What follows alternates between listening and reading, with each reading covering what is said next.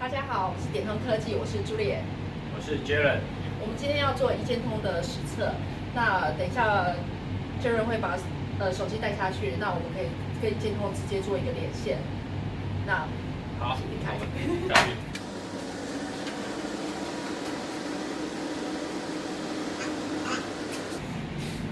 好，这是我们公司的一键通啊。那我们平常是目前测试的情况是把它放在门口。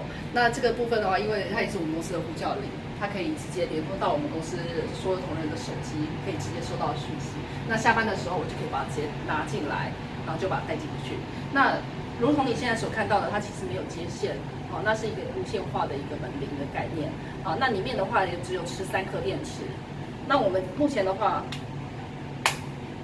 是使用磁吸的方式，直接可以吸在我们有含铁量的物品之上。那我们来看一下我们的 WiFi 的环境，这是我们 WiFi router 的位置啊。那所以平常就是它跟这个一键通做一个通讯的一个部分。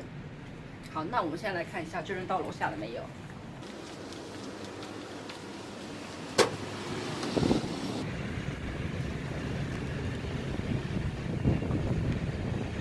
？Jaren已经到楼下了，那我们这里准备开始做一个启动的部分。那按下我们一键通的按钮。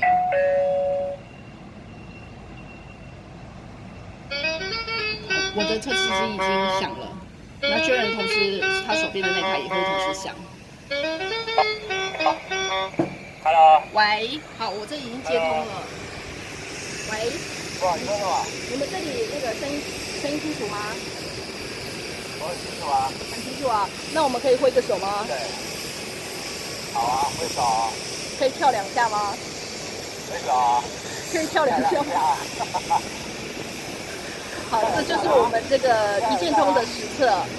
那今天的实测到此结束。好，拜拜。好，拜拜。